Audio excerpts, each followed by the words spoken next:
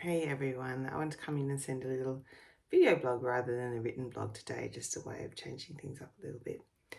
And I've just woken from a dream, and there was quite a powerful message and a reminder in it.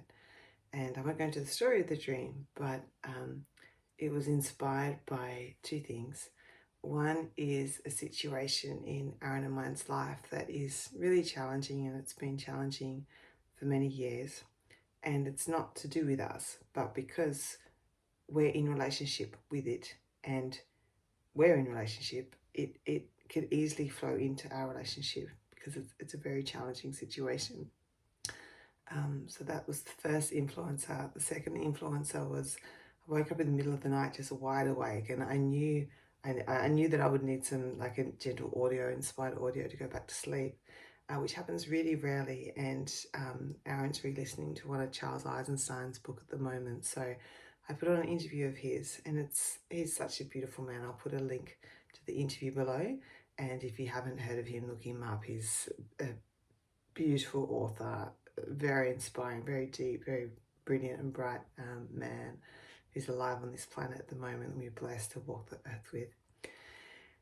And the kind of the seeing of the dream is that, sometimes there are a particular issue or a particular area of our life that can feel really hopeless, and it's very easy and understandable to get to a point where we just want to give up. And those of you who've sat in circle with me or worked one-on-one with us will know we often remind people to use the I rather than the we.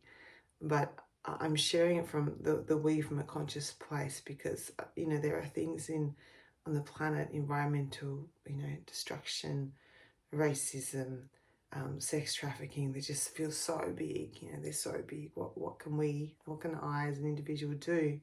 And this particular thing in our life, it feels so big that sometimes it just doesn't feel like, no matter what we do, it doesn't feel like it gets better or it's making a difference.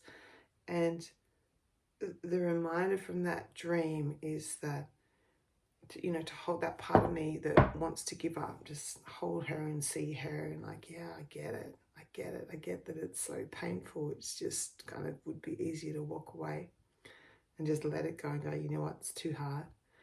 Hold that part of me with absolute compassion and understanding.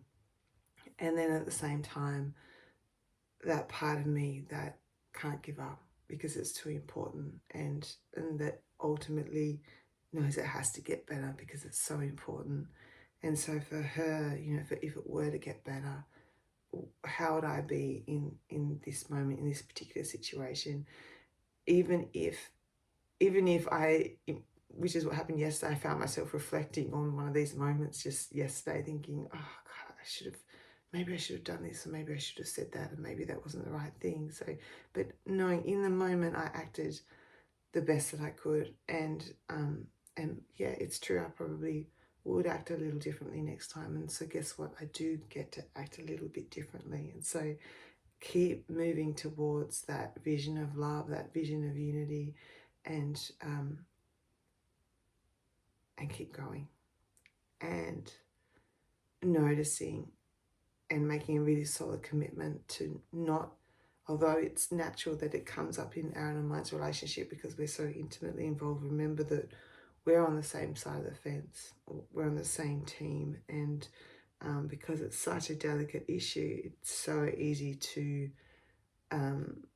kind of, because we want something to blame and something to put the reasoning and why is it like that, it can be easy to point the finger. And just notice if that comes up at all in relationship, and whether it's with your intimate partner or another. No, I'm not going to do that. And still giving space to allow to express the thought forms that come up around it, because that's really important. It's really important not to just push things down, but acknowledging if we are sharing something that, look, I just need to share this because this is what's up for me at the moment, and I'm only doing it so that I can let it go and let it pass, because I know it's not the ultimate truth. I know that you're not the villain here. I know that this is the really hard situation. Even this hard situation is is the victim or the consequence of other things going on. You know, like they're not the villain. This thing isn't the villain either. So it's a pretty secret squirrel kind of way, but I'm doing it that way because the story isn't, the details are irrelevant. It's about, in those really tricky times in life, hold ourselves with compassion, keep kind of stepping in one spot and another. When we realize we've slightly gone down off track, come back again another track, and remember we've got to build those communication practices within relationship so that that stays super solid, and that we never forget that, you know, we're on the same team. So yeah, so we do go through one of our communication processes in our online workshop, our free workshop. So if you're in a relationship and you're keen to like explore that a little bit, do sign up. I'll put the button below. Tomorrow's one's full, but we run them every 2 weeks or so lots of different times. So yeah, have a great day. Good morning. I'm going to keep sipping my lemon water before my cacao and my dandelion tea. I've gotten into dandelion tea at the moment. It's basically lots of different drinks.